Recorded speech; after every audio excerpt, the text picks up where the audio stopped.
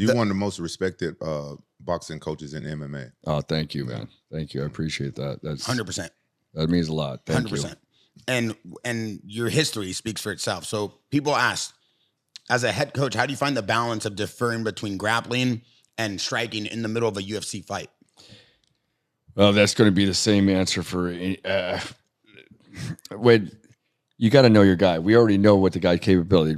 Did I ever at one point think to myself, even though let's say Michael Bisping is a hell of a grappler, believe it or not, he's pretty good. I mean, like he's just a wiry, just kind of just a fighting mentality. So he'll fight his way or in his way in any position he wants to. But never one time did I say, hey, shoot.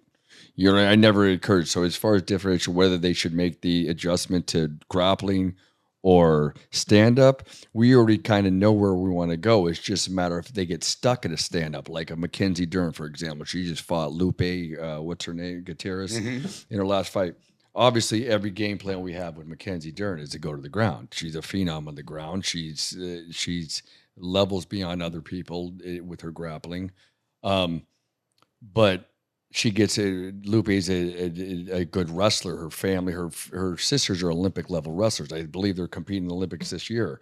You know, so knows how to get back to her feet. She knows how to defend a takedown. She knows that. So now when we're stuck in now we have to be on our feet now, right? We don't have, we're still going to try to get there, but the only way we're going to get there is to be in a better position on our feet and to be able to, in Mackenzie, we're talking about Mackenzie because that's a situation where I'm encouraging my fighter to go to the ground, which is very rarely am I with more of a grappler mentality fighter, and I'm trying to help them put themselves in the best position to get to the ground. And Mackenzie's the one that I have that more experience with. As far as my fighter want to be on the ground, but which we're obviously trying to always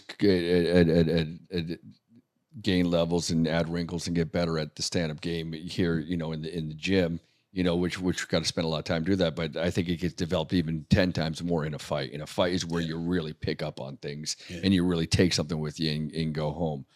But you know, for that fight, for example, I knew we had to stay on our feet. I knew the more we focus on staying on our feet, the more we'd better chance to get her to the ground, which she eventually did get her to the ground with a double leg and in a move that she doesn't even do.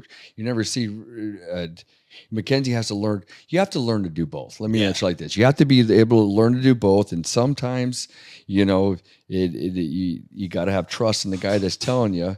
You know, and I have to be able to read, should he be on the ground or should he be on the top? But again, most of my expertise falls in being on the feet, and that's where I try to guide myself, or my fighters, I should say, the best way I can.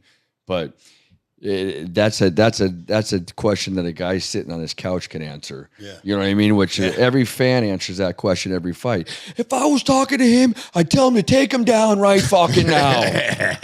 You know what I mean? Fucking A, dude. These guys idiots. Take this guy to the ground. They don't realize it's not that fucking easy. You know what I mean? It's not that they don't know what they're fucking reading. They're take him to the ground. Fuck, what are you doing? Trying to stand up and exchange with this guy? He's kicking his ass. No shit.